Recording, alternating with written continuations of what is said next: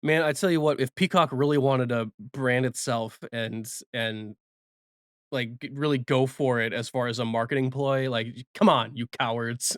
Yes. How It's have they right not there. launched an MTV2 style like second streaming channel to just wreck the Chive and Spike TV all at once and just call it the Cock? Man. Like just Blue Mountain State reruns and Girls Gone Wild, Fuckboy Island.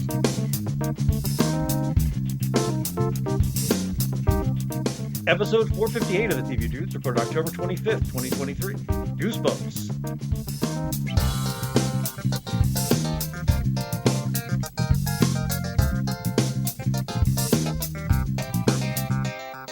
This week, we're talking about Disney Plus's Goosebumps. And for dessert, we've got Star Trek Lower Decks and Loki. Before we get to all that, I'm Randy. I'm Les. And I'm Nick. And we're Are the you? TV Dudes. Are you sure you're not possessed by a dead kid that I don't want to talk about it, Randy, and I swore an oath. It is weird that I smell like watermelon Jolly Ranchers. I will admit that. It's the strangest It's the part strangest of the thing about this podcast. day. Randy has no idea what we're talking about because he did not Nope. watch as far into Goosebumps. I only got a little bit into Goosebumps. I gotta say, Randy, we'll get into it, but get to episode 3. Episode 3 has some real gems in there as far as exchanges goes. As far as watermelon Jolly Rancher lines. That's our cue. Let's jump into TV Diaries. The Diaries of the Television Dudes. Brought to you by only the finest cocaine wine. I'll go first because I've got a pretty light one this week. I mostly have been in spooky season mode. I was out I went to a couple shows and watched a couple movies, and so I did not catch as much stuff as I usually would have. I did finish out review season 2, which I remembered the finale of season 2, which was just as funny as last time. But once again, I forget just how dark review gets. It is really funny what they're willing to put their there's a story where it is all based on a typo, and he does this awful thing, and then they come back like, oh no, this was only, she just wanted to know about this one, that like what it tasted like to have good tea or something like that. It's like it was like just they just relentlessly beat up poor Forrest. It's great. And I'm looking forward to watching the third and final season again. Uh Caught up on Star Trek Lower Decks, caught up on Loki, which we'll talk about in dessert. Kept up with Quantum Leap. This week's was, I'm forgetting already. Les, did you catch up this week? It's not a good sign. I did watch Quantum Leap. I feel like Quantum Leap was one of my favorite surprises of the last couple of years. This is whatever was before Project Blue Book. He's part of the alien. Right, it was the alien thing, yeah. And it's got the dad from season 1 of Westworld. Right. Okay. I like this, but I'm diminishing returns is hitting me for Quantum Leap. Like I hadn't realized how much I was hanging it on. I want them to find Sam Beckett, which I don't know why I give a shit about. I've never seen an episode of season 1 of series 1 of Quantum Leap. Yeah, it's really weird that you care so much more about that than I do. But to me, it felt like a chance to right what had once gone wrong on a meta level, and they didn't do it. And yeah, I'm hoping that they will get to that still. I want him to get to the mythology faster. Like the cases of the week are cute, but they fall into like lesser Legends of Tomorrow episode. Yeah, that's fun. Like they're very fluff. And without that bigger, either the bigger DC crazy back corner universe that Legends would just pull from, or in this case, this fucked up mythology of like competing branching timelines like Loki Light. I want more of that to keep this going. Same. That said, I'm one of this is not enough to keep a show on the air. I know it. But I'm one of the people they just got. So like you can't take my word on Quantum Leap. I'm gonna watch it week to week regardless. Yeah. It's got to get 8 seasons bad like Flash. 9 seasons. Oh, you're finally off Flash though, right? Not since that last weird relapse morning. Yeah. I mean, Flash is gone now. You can't be on it, right? Isn't Flash I think what I'm saying is I don't think Les has watched the last Flash season is of always Flash. reaching through time to ruin the day. I'm just shocked that there's still a significant portion of Flash Les has not watched, and I'm proud of you, Les. I'm proud of you. If you give it enough time, that Flash will become all the Flash series. That's how Flash does. Let's define significant, because if you mean Les has not watched one of the final seasons of 9 seasons of Flash, has only watched 8. I don't know how significant that is. That's at 6. I've only watched 6. That's over 10%. Oh, okay. Oh, like all right. a Borg's okay, worth. okay. No, 7. Yeah, not even a Borg's worth. Come on. All right. That's all right. I would Fair. say that's significant. And also you don't like he needs his chip like in praise, Randy. That's like fair. He's a that's recovering fair. addict. That's fair. Like you don't stifle his progress. Right. It doesn't matter how much heroin he did. It's how much heroin he didn't. Yeah. My name is Les W, and I liked the Arrowverse. Doesn't matter how long he was watching Flash. It just matters that he's no longer watching Flash now, and he's committed to no longer watching Flash because we love him. My other thing on Quantum Leap is, and I talked about this a little bit last week, and it's gonna. I can tell it's gonna increasingly bother me. The whole thing with Madison, I want them their star-crossed or time-crossed romance is such a big part of the show that works for me. Yeah. And her having found a new guy and him being decent and the two of them sort of stumbling through this. I'm sure some writer thought, wow, this is going to be some great angst. To me, I'm just like, you ruined one of the best pillars of the show for me. You took out one of the chairs on the stool, or one of the legs of the stool, and it's wobbling for me. They do it in a 3-year time jump, which is slightly better than Umbrella Academy. But it still pisses me off in the same way of like when she loses them for a year and gets married. Yes, yeah. Well, Alias did the same thing. It was a year. You're talking about Rumor, our favorite character on Umbrella Academy. Yeah, still when I just low grade didn't like her. Because that's when she jumps a year ahead. She's like, I don't know, I didn't see you guys for a little bit, and figured fuck it, got married. And now you're supposed to value this relationship. Yep. And this is a little bit better than that, because at least it was 3 years, and they discuss it, which is something we rarely did. But it was still like, but no, for this, it's part of the show's engine. Like, you can hear a piston misfiring now. This that just sparked something. I was just curious. Rumor isn't the wife on House of the Fall of Usher, is she? Okay, no. For a second there, I was like, wait a minute. I mean, it's hard to remember. She's you only see her face for one episode. Yeah, it's not her. Okay. I just had this quick like, wait a minute, was she? She was not. Okay. Anyway, yeah, whose face did we melt? I watched the second season of Schmicago, which I know y'all didn't watch.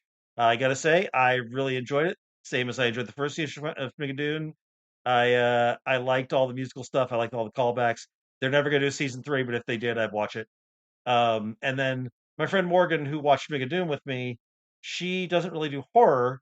We got talking, and I talked about Fall of House of Usher, so we watched the first 2 episodes of that, and she's really digging that so far. So I'm enjoying going back through that, knowing all the story stuff that I know.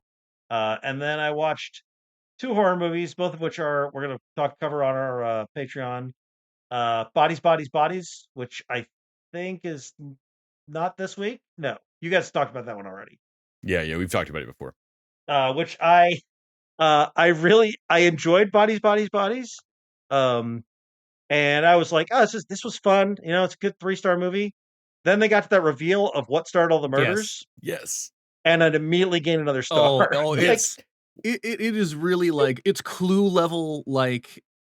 Yep. It's so fun. Like, what if they all did it? But like, it's the ending. It turns the entire movie on its head, and you're watching. They find the phone, and they're watching it, and you realize with horror and amusement what's about to happen. You're like, no, no. And then so next you get, like, as soon as possible, you're going to want to show Bodies, Bodies, Bodies to someone who hasn't seen it when you have. Yeah. Okay. Which is just because, like, why keeping a straight face while they like puzzle it out like a Murder on the Orient Express of like, no, I think I see who did it. Like, sure you do, right? Because I was watching the whole thing going, okay, well, I think that's the killer. And as we got further and further in the movie, I'm like, who's the killer? Right. I was like, none of it makes any sense. Who's the fucking killer? When you start whittling down suspects and there's only 2 people left, and you're like, logically, I don't think these. Is it going to be the mysterious shit? Is this? Is it going to be the mysterious guy that they kept mentioning? His name I forgot. Yeah, who shows up? Like I was like, is it going to be him? Max? No, okay, Max? Yeah, Max. Is it Max? It's got to be Max, right? He's the only suspect left. Yeah, great, fantastic. And then Final Girls, which we'll talk about for Patreon, but just worth noting, I saw Final Girls 3 years ago, and somehow forgot you did. Through some magic of brain magic, I completely forgot it. And so I got to watch it again for the first time, which was a gift. So that was great. I saw you post your like time hop memory of yeah. Oh shit, I guess I did like, oh shit, I watched this. And as I'm watching it, I was like, okay, this is vaguely familiar. It tickled a little bit, like I clearly had seen it, but I didn't remember any of the beats. Sure. And so it was basically like getting to watch this whole movie again entirely new. And it was great. It was so much fun. So I'm looking forward to talking that one over. So and that's my TV Diaries for the week. All right. What did we watch, Les? Oh shit. We watched Chucky. We're always watching Chucky. Yes. So this season got off to a slow start. He's been in the he's been in the White House killing people, so it's not that slow. But I'm sorry. In the sense wait. Back up a minute. We definitely told you this before. Oh yeah. The White House. Chucky's managed to get himself adopted as the doll of the son of the first family. Devon Sawa is president. Devon Sawa is president. That's less weird than I thought. I was like, does Chucky become president? Which also seems plausible after 2016. Hey, the season is not over yet. Okay. But he's been murdering people in the White House, and he keeps saying like, one down, 2 down. And like, we had no idea what he was talking about for 2 episodes. He's Chucky. You don't always have to follow his plan. Usually it's just bad impulse control. But in it was his 3rd episode, I think. His 3rd episode. They finally drop what his big plan is, and it's somehow more bananas than I had thought it was going to be. This show's fucking nuts. Okay, so it starts off with the trial. It starts off in a flashback, like a flashbacking, just like 6 months ago or whatever, to the last season's ending, and they go with Jennifer Tilly gets immediately arrested, and it's Jennifer Tilly's trial, in which she yells that my name is Tiffany. I ensouled Jennifer Tilly's body because I used to be a possessed killer doll, and then I put her in a possessed doll, and then she got hit by a truck. So Jennifer Tilly's dead. I'm Tiffany, and so she gets. Jennifer Tilly says all this in a courtroom. In a courtroom, on the record, it is public. It is now public knowledge. The story of Chucky, and she's found guilty. They don't believe her, which is great because she actually sounds insane. But yet, like they find her guilty. It doesn't work, and Chucky thinks like, man, I'm fucking got a new kid to teach how to murder. Everything's going great until he starts to see crow's feet on his eyes. His hands start looking old. His body is aging. So what does he do? He goes to the doctor.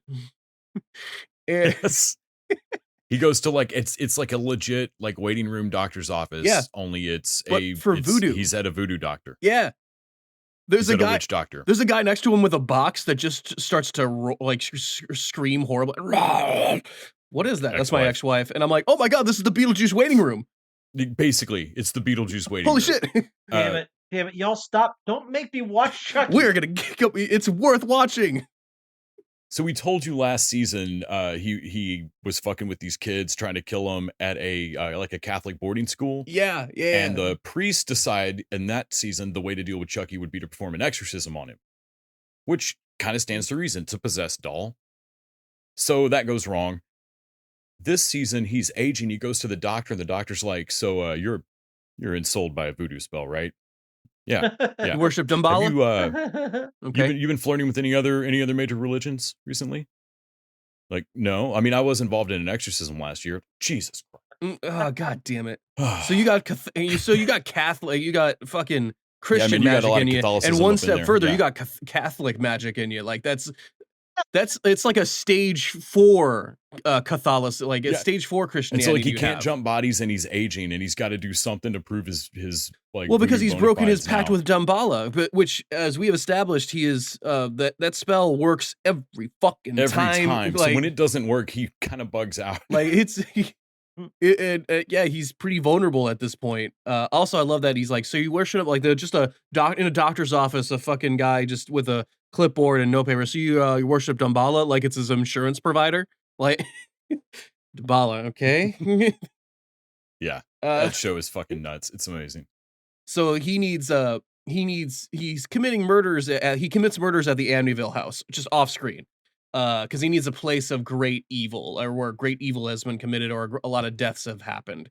And he's like, shit, it's not working. I need a bigger venue, a place where many, or at least many deaths have been caused, or where the decisions have caused many, many deaths. I wonder what possible location, and that's where we get the White House location where he is currently trying to do. So he needs to commit 6 murders in the White House in order to get his juice with Damballa back. I'm pretty sure, again, since 2016, you can commit 6 murders in the White House and no one will notice. That's part of the so far so good. Part of the thing is that they help the Secret Service actually help cover up some of his murders. They're actually helping get away with it. It's great. Look, let's be honest. If in the tail end of the Trump administration, people just started disappearing, no one would have blinked. No one was. Chucky could happily have lived inside the last couple of years of the Trump administration. Oh, no one would have noticed. If absolutely. Mike Lindell, the My Pillow guy, like came to the White House and died, no one would have said a word. Look at this, fucking voodoo doll here. I'm just gonna, put it on one of my pillows here and go to sleep and no problem. Oh! I have no problem believing Chucky can commit murders in the White House and solve all his problems. Am I the only one that think Mike Lindell sounds like a cartoon character in real life? Like he's like, there's no way that's his real voice. I mean, it would make a lot more sense if he's a guy who came to life from a cartoon and like that's what he's trying to. That would make sense as to who that guy is. Oh my god, is he like he's the reverse Chucky? He's a doll that became human. He's a doll that became human. This all makes so much sense. That totally tracks. Yeah, what a great fucking season. What else did we watch this week? Oh, it looks like not much together. Oh, we watched some Tiny Toons together. Tiny Toons University. Yeah, you had on the new can't talk. You had on the new University episodes. That's harder to say than I thought it would be. And they're really good. And so the Animaniacs revival was incredibly self-owning and like meta and like talked about being a revival and was very much felt like a revival of an old thing. And in the new Futurama kind of feels the same way. They're fun, but they feel like this just straight up feels like Tiny Toons. Like if I saw this one instead of the one in the 90s, like, okay, yeah, it's just Tiny Toons. Well, also I can't explain how it just feels like smoothly like, did time pass? I mean, it feels slightly differently animated. It's not as referential as Animaniacs is, because that was one of the problems with Animaniacs is that it had referential humor, like Trump humor, but it was written 3 or 4 years ago. Like, by the time they got around to the animation. So all of it felt fucking dated the minute it hit Hulu. Yeah, this is all like self-contained weirdness, man. They did a whole episode on Toon DNA, like why Toons can bounce back from damage and everything.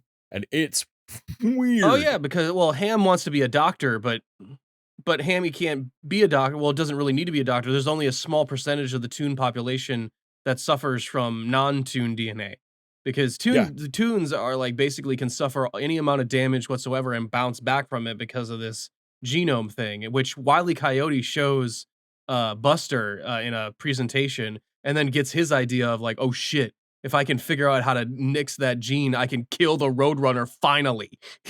Yeah.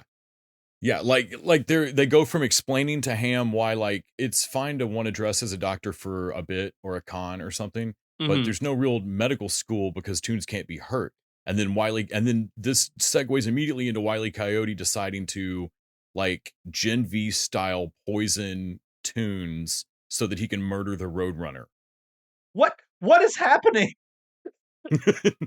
Like Luniversity's weird, man. This started out so normal. I mean, and now we're into weird ass territory. Right? Well, oh man, we haven't even talked about the Buster figuring out his drag persona yet. Oh, that's right. What? What? So they take a class from Bugs. They take a class from Bugs. Drag to, and he's got his nemesis, and really the episode's about nemesis and like stuff. And he's like, well, my favorite move for my nemesis, Elmer Fudd, was to dress up as a woman and fuck with him. They never really get into why that was his favorite move, but okay. Yeah, so Buster dresses up. Oh shit, what's the name of his persona? It's hilarious. I can't remember. I can't remember, but he goes after Montana Max. Yeah. And as this cruel like bunny mistress, and basically the episode ends with both Buster and Bugs doing a drag show at the local coffee shop. Just basically doing a bit in their drag personas, like a song and dance number. And I'm like, I guess this episode was simultaneously about drag queens, and yet not. Like, we weren't addressing it, but yet it ends with a drag show. Like, okay, sure. Yeah. Absolutely nuts. Yeah, and then I think everything else besides Tiny Toons, I think was just you. I watched the Crank movies, Crank and Crank 2 High Voltage, which are very fun Neveldine and Taylor movies. I feel like they're the last movies that those. I mean, what did they do right after that? Fucking the Ghost Rider sequel. Yeah. Yikes. Which I think they had a petition to do, basically. Which I thought they'd be a good fit for, but same. Was weird though. Well, honestly, their shooting style for Crank and Crank 2 was to buy just HD cameras from Best Buy and throw them until they got destroyed. Which counts for the energy of those two films, and I do enjoy them. They are like, they almost have no story in them. They are just fucking action sequences and stunts. Yeah, stay alive through this hour-and-a-half movie. In a different way than John Wick. Like, John Wick's like a serious like movie still, while having little. These are more like Headshot or Hardcore to Henry. Yes, very. Oh yeah. Mm-hmm. I watched what was called a marathon on YouTube of Teenage Mutant Ninja Turtles, the 1980s one, and I say said marathon because they only showed the first 4 episodes over and over again. Sounds right. Which are the best episodes of that era for sure. Like they have like simultaneously like the best animation and better storylines and better action. But still, I was ready to put that on and just leave it on while doing work of like, well, I'm just gonna marathon through fucking 10 seasons of Ninja Turtles. Nope. What did Facebook show me this week? Showed me Law and Order, The Closer. I watched a couple episodes of The Closer, not one of my particular shows, but it was also, man, like, you make one procedural, like, you watch one procedural and you kind of get the feel for all of them, don't you? Like, I couldn't tell, like, these are not all the same actors. Why do I feel like I'm watching a Law and Order episode, but on a USA budget? I watched, Zom 100. I watched that on Netflix, the zombie anime, which was very fun, actually. They are releasing that like one episode at a time, actually, like not all at once, which I thought was weird. But yeah, it's a kind of a fun take on a zombie apocalypse, as far as someone is just excited that their life has been freed up by the zombie apocalypse and has decided, like, not even that they're going to live through this, just like, before I become a zombie, I want to do 100 things that I wasn't able to do before. Zombie bucket list. Okay. Yeah. 100 things to do before I become a zombie. And like, one is become a superhero, which he basically he grabs a shark-proof suit from the aquarium and fights zombies because now they can't bite him. Or at least that's what he thinks. But the bite force still hurts him. Like, it's just that it's the suit is pierce proof. They can't turn him into a zombie. They can't turn him into a zombie. They can still hurt. They can still break his fucking arm with their teeth because it's still a Like, oh, I didn't think that through. God damn it. That's pretty fun. Also, a zombie shark threatens them inside the aquarium. And it can threaten them outside of water because it has... Okay, so it doesn't have legs. What it has is legs that are sticking out of its stomach because of the people it ate before they became zombies.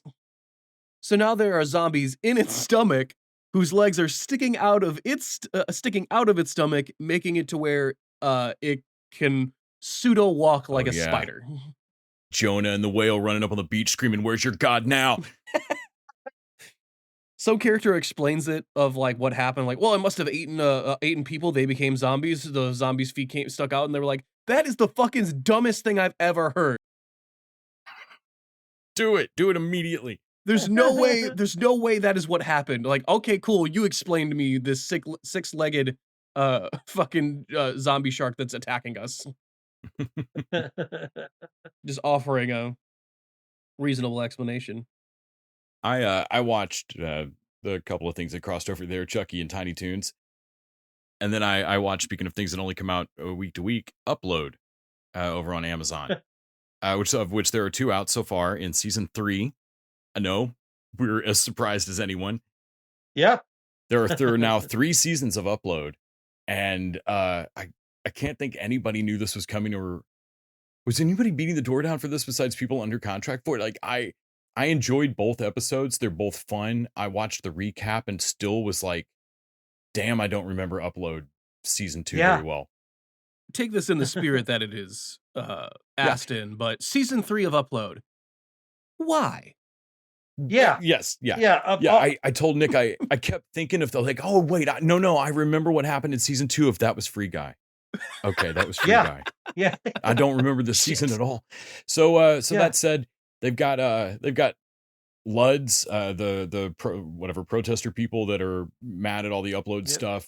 And there's the whole thing about there's supposed to be like a freeware version for everybody, so that there's an eternal afterlife that everybody can get to. And it's complicated. It feels like jumping into like a late season of iZombie. Only it's still just, it's fun. Yeah, I didn't mind having it on. I don't know that I'll keep up with it. Though I don't know, man, this gap might be weird in the next few months. Yep. Because one of the other things that we watched this week, Lisa threw on the first episode of Will and Grace. And I realized very quickly that I have never actually watched an episode of Will and Grace. Same. I think I've seen bits and pieces. I don't think I've ever seen a full episode. I, honest to God, did not realize that this is where Megan Mullally's from. Yeah. And when she's on screen, this show jumps from competent NBC sitcom to holy fuck, who is she? She's insane. Yep. And she's insane from the jump. Like, from the first few episodes, like every time it's her and Jack together on screen, like the show's immediately like 20% crazier. And that's what I remember, is that if the show had been Jack and Karen, it probably would have gotten my attention. But every time I turn on, it's all about Will and Grace, and I'm like, oh, well, they're both boring. Oh, man. And honestly, how does Will have any friends? Like, seriously. Right. Yeah. I get he's insufferable. But James Burrows is directing these. Like, these are competently done NBC sitcom that I had never watched. It's definitely, I don't think it's as homophobic as Friends, simply because it's gay characters saying this shit. But it's very 90s, man. It's still very 90s. Look, man, it was the 90s. It was a fucking miracle to get a gay, like, starring role. Yeah. It is an incredibly gay show. Yeah. Like, I mean, well, it's weirdly not. Yeah. But like, they knew what they were doing. They knew what they could get on the air. It was progressive as shit for the time. It holds up better than I thought it would hold up in terms of the, like, it's not as, there's only a couple times where somebody says something that's outright like, man, Jesus. I really liked Friends. Well, like, I watched most of Friends, and I went to rewatch it a few years ago, and I was like, oh, I like myself less than I ever liked this show. Like, that's how bad the rewatch was of Friends. Yeah, and this didn't feel like that. That's what I would have thought Will and Grace would have been. So that's good. And I think it's only because, like, 2 of the main characters are like out gay, dating. Yeah, dude. Yeah, that makes sense. Watching for like that's what I was trying to tell people. Like when before the Friends rewatch or whatever on Netflix or basically anyone was talking about, I would like tell people like, really, you like Friends even with all that fucking like like it's built on like it's like 65 to 70% like homophobic humor, like no homo. Gay panic. Like Yeah, gay there's panic. gay panic all over that No, thing. Chandler's hilarious. Like, is he? Like, it's him and all the like him and Joey, all the like their bits. Or should he and Joey just fucking get it over with? Like, but no homo, right? No homo. Yeah, yeah. It's funny because what they're trying to do, I remember, and this is in my memories.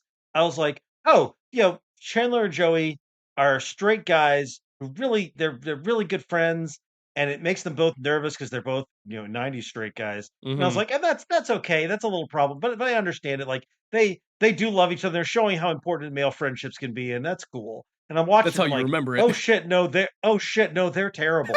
And all the of same society thing, like, needed to lurch forward, please. When I first watched it, and I remember, I was like, oh, Ross and Rachel. Yeah, Ross is a bit shit, and Rachel's a bit like they're both pretty bad, but they were like their love story was interesting, and I liked sort of what it said. Oh no, they're both terrible. Like they're terrible and only fit for each other. Yeah. It's it definitely does not hold true. And I rewatched tons of 80s shows where Cheers has some homophobia in it because it's an 80s show, but it had a gay executive producer. But I feel like the 90s got particularly Yeah.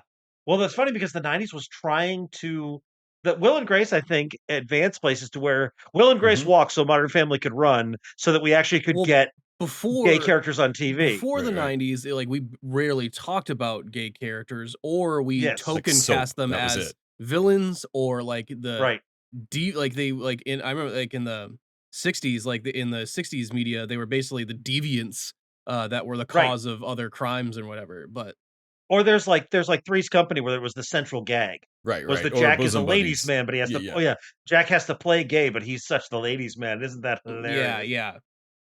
So yeah. But anyway, I'm glad to hear that Will and Grace holds up, because and there's a shitload of it. So I'm probably gonna keep watching Will and Grace. I also kept watching Review a little bit. Lisa watched a few more than I did. I crashed, but how did you get into it? I'm curious. So basically I watched the next one. I watched I guess the next two. I watched through Pancakes, Divorce, Pancakes. Pancakes, Divorce, Pancakes, which honestly is such a great episode. Oh God, him throwing up in the parking lot after each pancakes is just Yep. And the waitress just taking him under her wing. Well, why did he order them all at once? Like it's like they're all cold now. Like, well, have them bring out one at a time, you dummy. Well, I like food. I like the last bit where he's like, and then I realized I turned a corner, and these pancakes were my triumph. Yes, like the complete like broken nihilism of it. Yeah, when I was going to bed, Lisa was starting the one where he pays some fucked up sum to date Ashley Tisdale. Yes. Oh God, that's uncomfortable. Yeah, it looks. Oh man, I mean, God, him. It starts off with him getting mad at prom and breaking out the coke. Yep. Man, yeah. No, Eastbound and Down's got nothing on this. I can't wait for you to watch more of this show. So yeah, I'm enjoying it. I'm doling it out. It's hilarious. Also, I watched a bit more Limitless because that show's adorable. And along with it, some Castle. Watched the Halloween episode of Community, the very first one. The zombie one? With the epidemiology. Yeah. Yeah. And then I let it play a couple more because Community's great. You watched the Pen episode. I remember coming out during the Pen episode. Watched through the bottle episode with where Annie's boobs is stealing the pens. Watched some Parks and Rec, some 30 Rock, Chucky. Watched Lower Decks, GenV, of course, Final Girls, which we'll discuss. Went to the library and checked out a couple of movies that weren't on streaming without having to pay to rent them. So I watched Yesterday, the Danny Boyle movie about the guy that wakes up and he's the only one that remembers the Beatles. Oh, that's not streaming anymore? I mean, it is. It's just like $3.99 to rent. Oh, okay. At this point, it's one of those movies I watch every year or two, so I should probably just buy it. Okay. Yeah. It's cute. Like there's nothing great about it. It makes you sing along to a lot of Beatles songs. I don't like Across the Universe. Which is everybody's like, that's my Beatles sing along movie. And like, cool, I didn't plug into that. Oh no, I have friends who I have a couple friends who loathe not just don't like, but loathe Across the Universe. Yeah. So and so like this is also not the Beatles versions of these songs. Like this dude's, he's singing them in the movie like as part of the narrative, but still it's funny. You end up singing along with it. Yeah. Also watched Schitt's Creek, a few episodes of that, just trying to not watch all of 30 Rock again. And some Brooklyn Nine-Nine. I watched through all the Halloween heists again because god damn it, they're great. Fanny has a list of Halloween movies or spooky movies she's wanting to watch leading up to Halloween, and one of them was The Vivitch, which I understand it probably aggravates the director that we call it that, but I'm sorry, the typeface is too fun. That's what it's spelled. I mean, like, do you want like you shouldn't you had your chance to learn from Fan Forstick.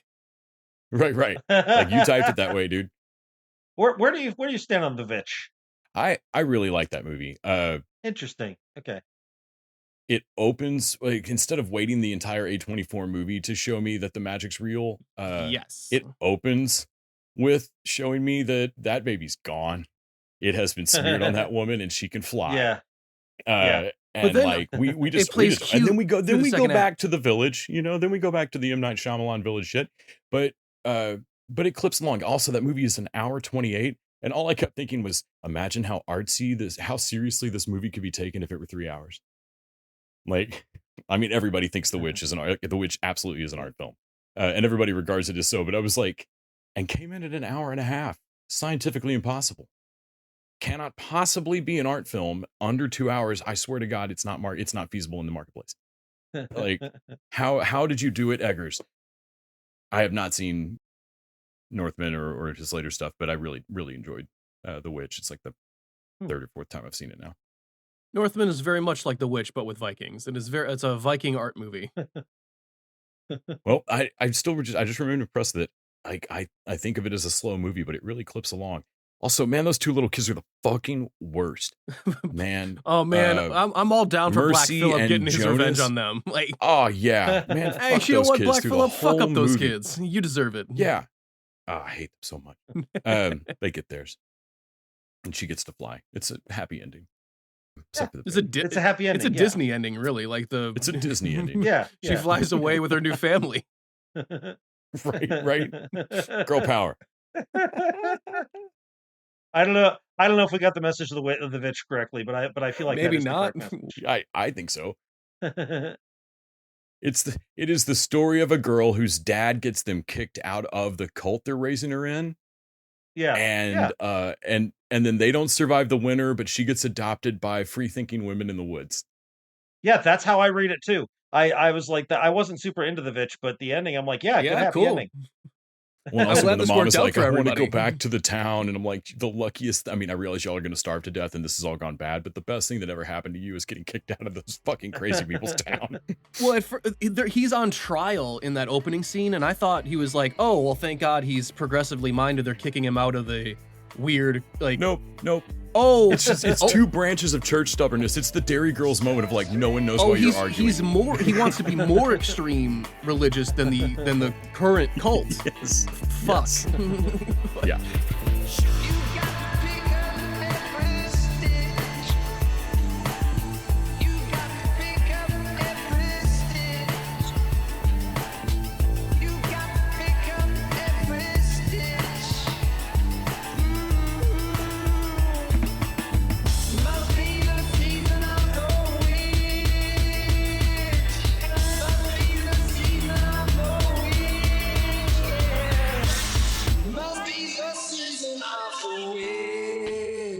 All right.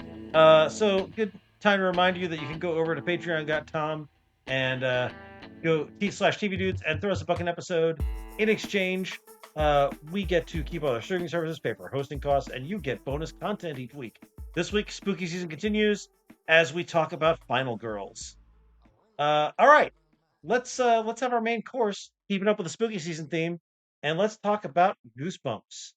I should preface this by saying I've never read a Goosebumps, not once. Nor have I. My God, the generational thing again of like, yes, you aged Goosebumps, you say?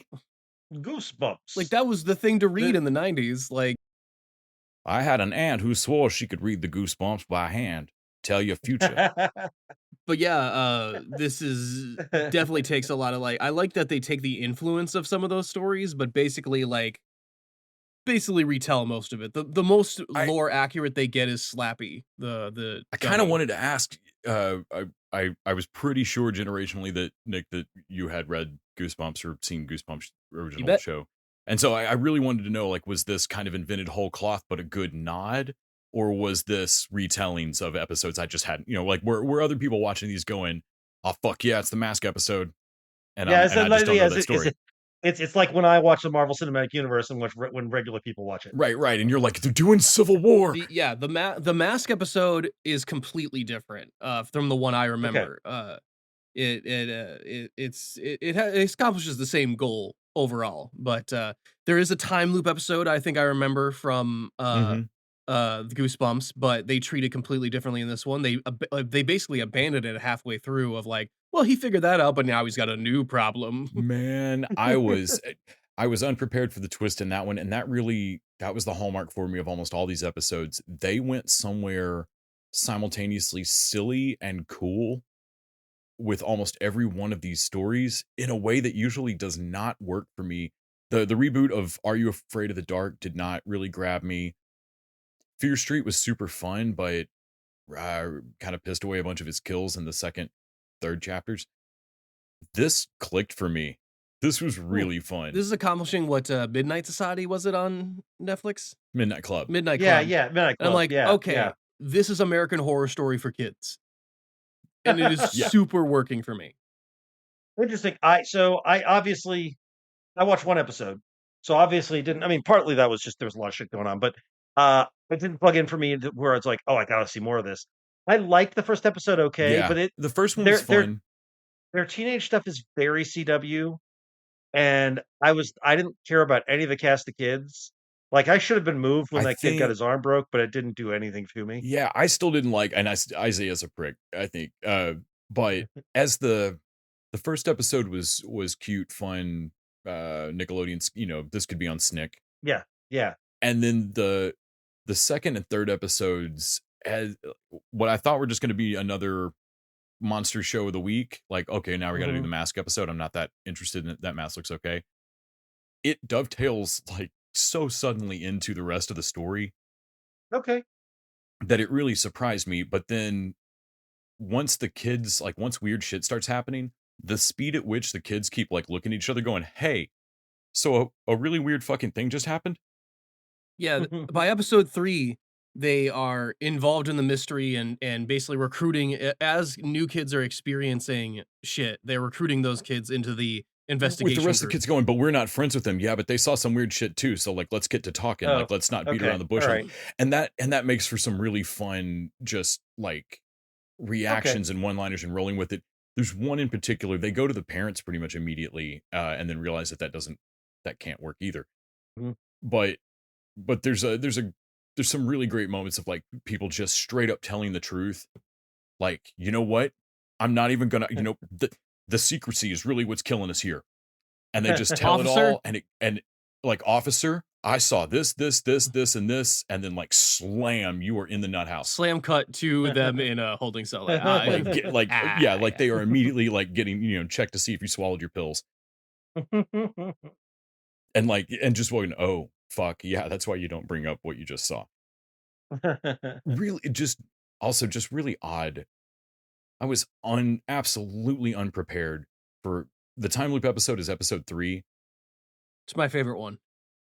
I would say if you make it to the end, just watching till the end credits of episode 2 has a what the fuck moment right before it that leads into. I had no idea where they were going to go with the time loop thing. It's so weird. So we should if we want Randy to watch, we should hook him in. A kid just straight up explodes. Yes. At the end of episode 2 to watch a show. Oh. At the end of episode 2. That is right. Are you saying you're not interested though? The second episode ends with well, thank God I solved that problem, and there's no other weird stuff going on with any other kids. So let me just play this pool thing. Oh, I scratched it, and then a kid explodes. Oh. Yeah. No, I want to be clear. I'm not saying I'm not interested. Oh, okay. I'm just saying that's how you hook a Nick into a show. Right. How you hook me is revealing that it's a Terriers tie-in somehow. Not yet, I don't think. No, I don't think Slappy makes him turn left at the stop sign or anything. But yeah, there's even there's a little bit of blood in the opening, like this kid that gets hurt basically, and is later learns that he can't get hurt, like he's invincible. Oh, okay. There's a little more like not quite gore, but like special effect works, like showing his injuries and how he's healing from them. That's pretty body horror-y. But otherwise, it's still pretty tame. But but otherwise, and I think that's intentional, and they keep it to where kids can like it's a horror show on Disney. Like they want kids to be able to have fun and be creeped out and weirded out. And yeah, I really like the main character, or one of the main characters, I should say, the quarterback. What's his name? Damn it. Isaiah. He's actually pretty funny and self-aware later, of like he cheats on that test and tells his girlfriend at that point, like, I'm not cheating on you with that girl. I actually just cheated off her. Like, so you think I'm gonna feel better because you cheated with a girl that you've spent basically your whole life with beforehand? Wow, you are not as smart as I thought you were. And she walks off, and he basically goes, "Well, yeah, that's why I had to cheat." Like, no, I'm not. How smart did you think I was? Stupid. There was a good line in the first episode that I liked. It was similar. It was along the similar lines where the girl was like, she's like, "I'm not the one you cheat with, and I'm not the girl you cheat on," or something like that. She's like, you don't cheat on me, you don't cheat with me on the end. I was like, that's a good little turn of phrase. Yeah. There's usually one or two of those per episode, and they're not huge quotable lines. They're just slick in the moment. The teen stuff falls away to them just honestly reacting to weird shit happening in front of them, and that's like they just have the greatest reactions and one-liners. The character that plays James, the guy that plays James, does a thing when he first meets a doppelganger of himself, and he's drinking milk at the time, and he has a great it's a technical thing, like almost no one would notice, but he like says like I could swear that kid swears with milk in his mouth, so it doesn't count. And he spit with that. Yeah. There's also at the end of the first episode, Justin Long gets possessed by something in the house, and it's the teen boy that died in the basement, Biddle. Can't remember his first name. Yeah. Harold Biddle. So Harold Biddle's a little bit of a weird kid anyway, so he's got a little bit of weird affect. Also, he has no idea how to run this body. It's got a real Edgar Bug movement vibe to it. Mm-hmm. And Justin Long oh my God, he wakes up on his floor at the start of the second episode and realizes he's late for work and runs to the school, and he just can't get like he'll go to reach for the doorknob and his hand just like doesn't. And like he just slaps his hand to the door, or like walking down a hall and just like falls into the lockers and shit because he just can't work the body. And then even once he gets the body under control, he's been dead a long time, and there's a like, play it cool, like you got to talk to people and like buy food and be normal. Like it's weird watching like what's basically the villain of the show also just kind of be a spaz. He's possessed by a dead kid, but they go back further than like mostly it'd be like, I'm out for revenge, and that'd be as far as the possession goes. No, the kid's an awkward weirdo that got bullied in high school, so he acts like an awkward weirdo.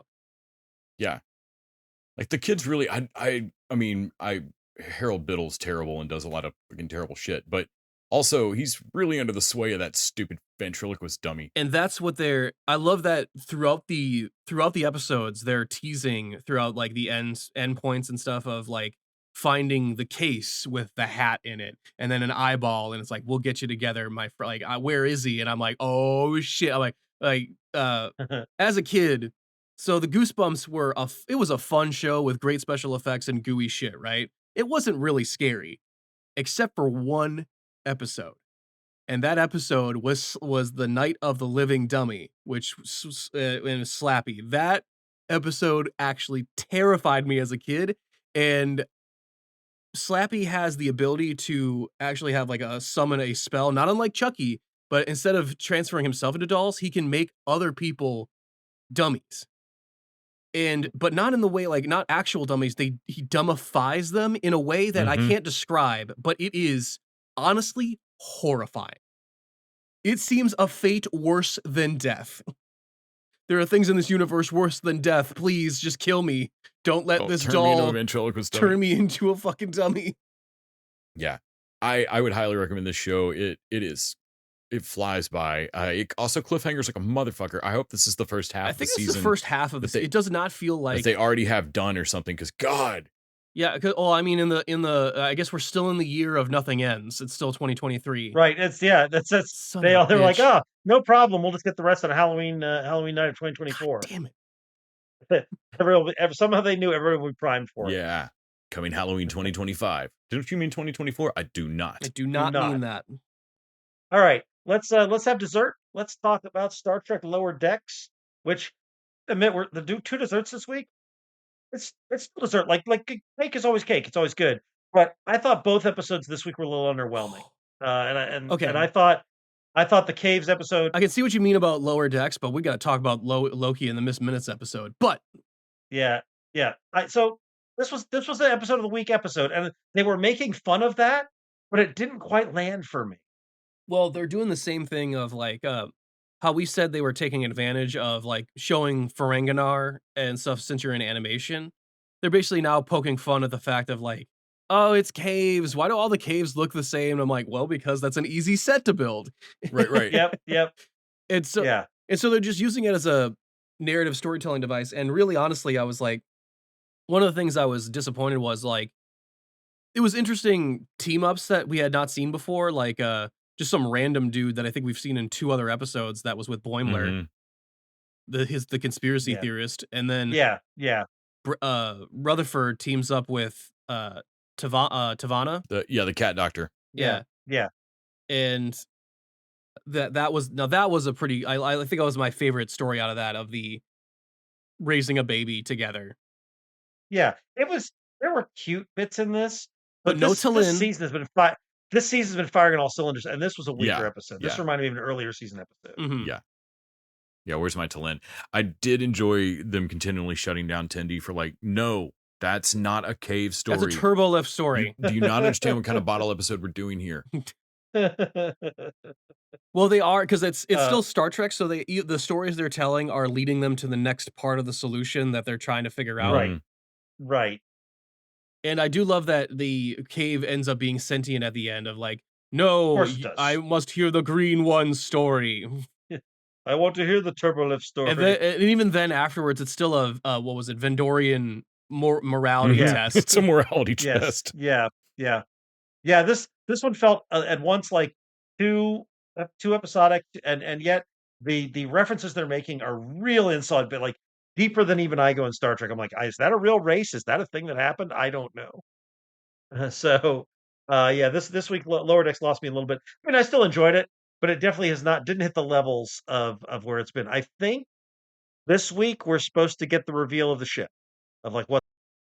Did I freeze or did Randy freeze? I think Randy froze. I have a hard time. Okay. Because I was waiting for him to try and clear up, but same. I was trying not to crosstalk while it was going to clear up. Pretty sure he said what I was thinking too, that I thought this week would be the reveal of the spaceship, and they put it off 1 week by giving us a cave episode.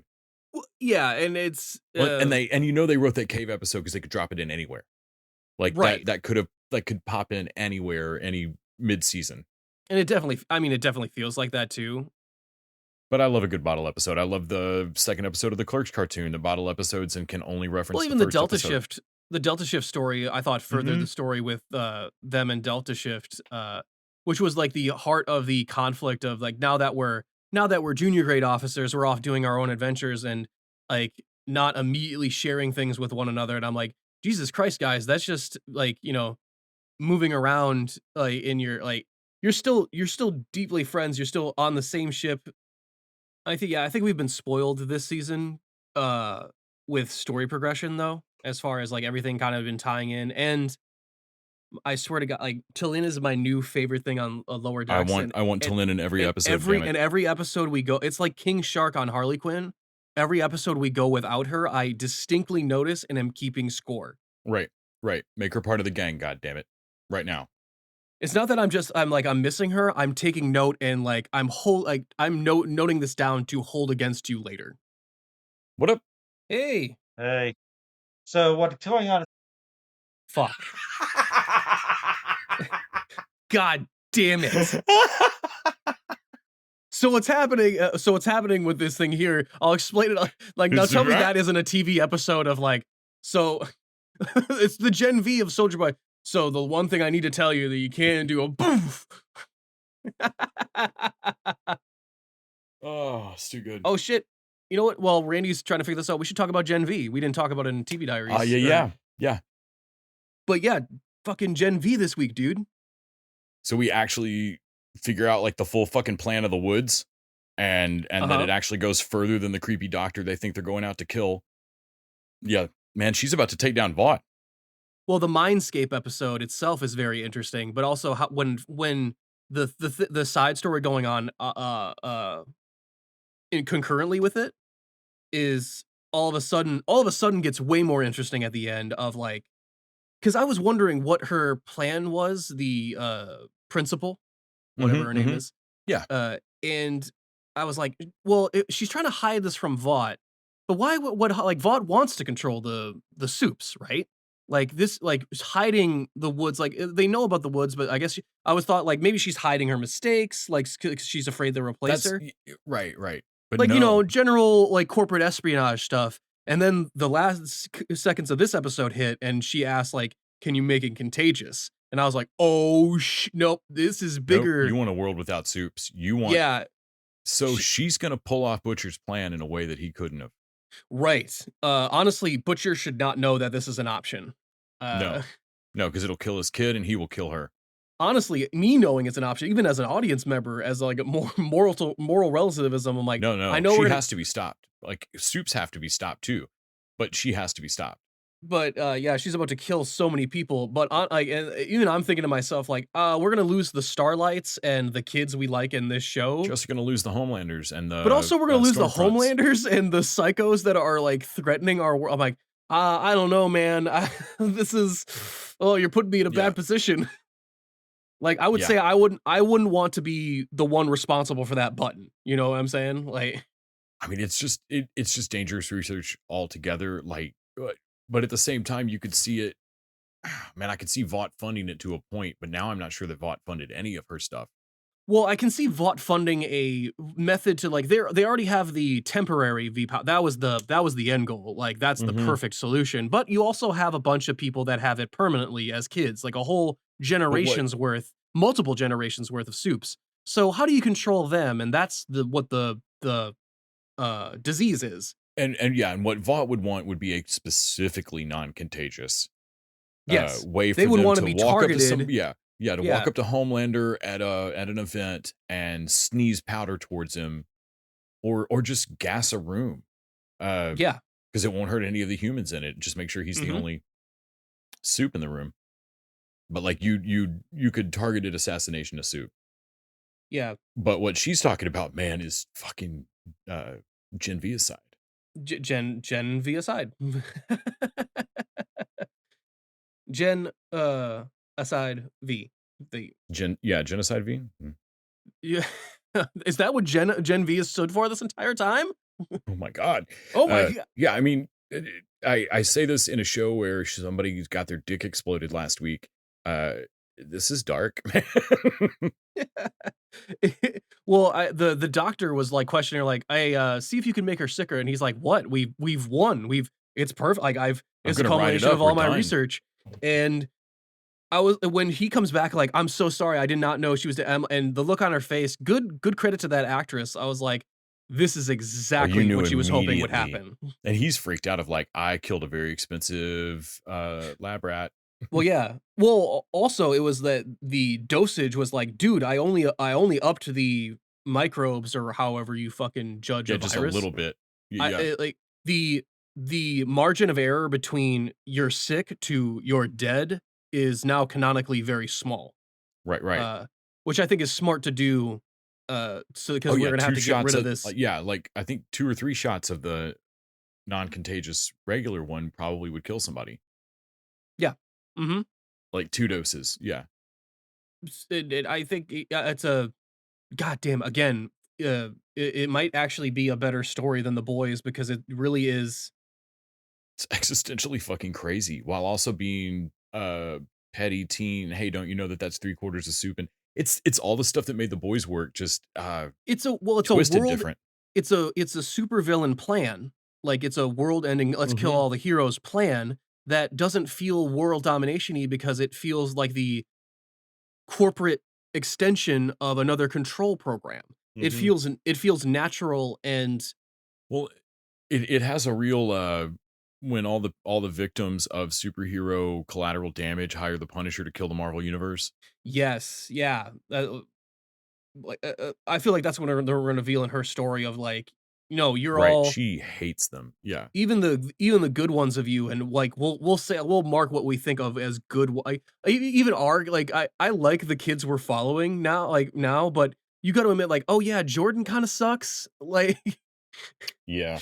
Even in this episode, we see that they suck. Like they were they had the chance to like blow the whistle on this thing early, and didn't, which I thought was also a great, when they start to realize that they're in their own memories rather than just Emma's. I think. Yeah. Is that her name? Emma. Kate. Kate. Emma's the shrink. Emma's the one. shrinking. Yeah, Cricket. Yeah. Cricket. Yeah. I dig this show. I did not think I was going to enjoy this much. They didn't show the young kid that died in the mine or whatever. They didn't show his body later. I thought they were gonna. That would be an like easy. Oh gag. yeah. Definitely dead. Oh yeah. No, you called it. Like, well, you're here to die. You're the red shirt in this friend group, buddy. Yeah. This reminds me of the moments Magicians ran for several seasons and like long seasons. But like when it was at its best, that's what GenV feels like to me. Like college friends doing world-changing shit when they really just wanted to finish off their sophomore year and stay drunk. Honestly, thank God they killed that kid too, because he's the only joke on the show that doesn't work for me. Right, he's a little too old in the casting. He's supposed to be super young, and that's the joke. And I'm like, but he's still too old. Like he looks like a younger teenager, maybe 14, but still, the joke would be funnier if this person was 8. Right. If like you, yeah. It's the Invincible problem all over again. Like, just do you not know the inherent comedy of making a adult in a kid body?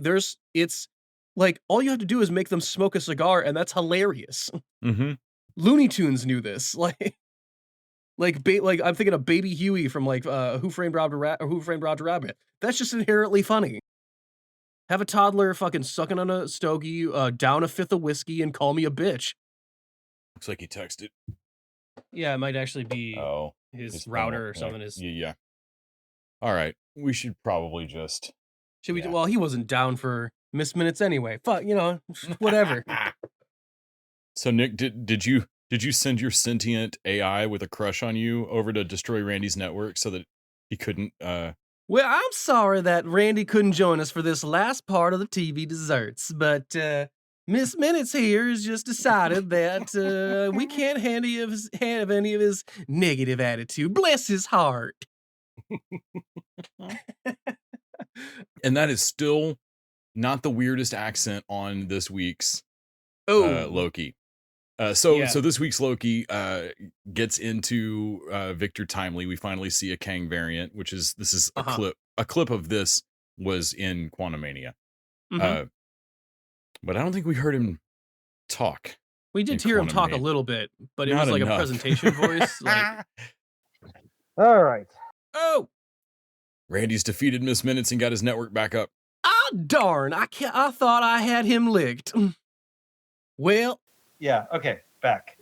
Just so you can't keep a good lander down. I had to stop recording. I switched to a completely different laptop, and that didn't work either. So I had to Are you saying that you switched to a variant form of yourself? Because I'm afraid that that's going to be a problem. And I was saying, so Nick doing the Miss Minutes accent is still, if you watch Loki this week, not the weirdest accent you'll hear. No, it's not. The Victor Timely. Like, it is full shit. Okay, we absolutely have to talk about getting to see our first Kang variant and it being full Shatner. Future. Past. Power. Energy. Power. Yeah. I've got a bit of a Jonathan Majors issue now. Yeah, I liked the reveal that he's a con man. And I was like, okay, this is kind of I could see this being a choice where the actor would argue that, like, no, I did research. I need to sound crazy enough to have invented this, but dumb enough to get taken. Yeah. Yeah. And like, okay, all right. Cause then as soon as he like slides the bill under the guy's hat at the bar and like, oh yeah, no, he's slick. He's doing all of this. All right. Mm-hmm. I did like the reveal that the TVA handbook, like, of everything that has already been invented in the TVA, is the designs to start with book that begins Kang's journey, and it's written by a dude named Ouroboros. Yeah. Which is the ancient snake that's up its own ass. I'm sorry, eats its own tail. No, I think you got it right. Yeah, I hate that Ouroboros eat its own tail bullshit. But I think it's also particularly funny because you could see it multiple ways. One, you could see that he might have been Kang in another variant timeline, but like they forced this one because this one's a con man and maybe more easily controlled by Miss Minutes. I would like to say that we're taking a lot of faith on here that Miss Minutes has said that, like, hey, this is the plan from the previous guy. And I'm like, is it? Because Miss Minutes seems to have her own agenda going on. I was like, Nick, I don't think He Who Remains has a reboot a new Kang plan. I think his sycophantic, insane that seemed AI, antithetical to his whole thing, right? Like, I think Miss Minutes had a reboot my crush. Yes. Plan. Oh yeah, it feels very single white hologram to me. I did like her turning into a ghosty and terrorizing the Midway. She enjoyed that way too much. Well, because Miss Minutes is I love that she's like, you designed me. I was originally an AI. You designed me so that I could have my own wants and needs, and then you denied me the one thing I wanted, which was a body, so that we could fucking get it on. Also, I don't know how this will come into play later, but Nick pointed out that when she is turned off, she is gone and no time passes for her. Yeah. She comes out of it he turns saying, her I off, love you. like, yeah, she comes out of it mid-sentence, like, love you. Yeah. And looks around like, oh, damn it. Darn it. Well, he shouldn't have made an enemy of someone that knows all the secrets. That said, I really did cringe. The first entire speech that Majors gave about his entire device was like, I had a moment of like, what are we doing here? Yeah. Well, it was basically just him sharing a stage alone, and I'm like, okay, it becomes more tolerable when he's speaking with people because they need the conversation to move at a better clip. So when he's monologuing, I don't know how one man didn't choke on that much scenery.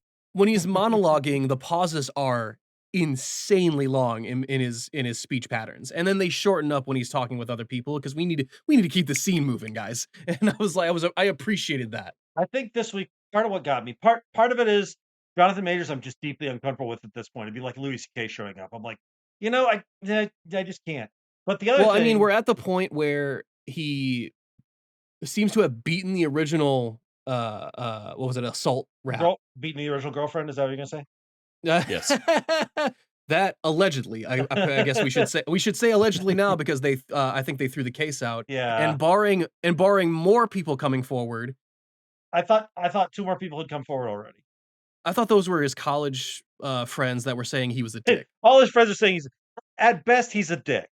At worst he's something worse. At any rate, is, that's disappointing to hear, but is different than being an assaulter and abuser. Right. So yeah, I mean, but also like it took 60 women and it still didn't stick on Cosby. Yeah. So like, I guess for me, it's not that I'm saying legally, socially, whatever. For me, I'm uncomfortable with it, but that's not really my biggest issue with it. I think that was part of it. But part of it is, like period pieces. This period in particular. And so spending this entire time in this like 18th century area, not for me. I don't give a shit. I don't care about the guys. I don't like any of that. I don't want to see a full episode set amongst this period. And so I think I think that is what killed it for me this week. It's like, it's Time fine. It's Gangs still of Loki, New York is not for you. Time Gangs of New York is not for me. I think that's what it is. And like that period in particular just forced me to tears.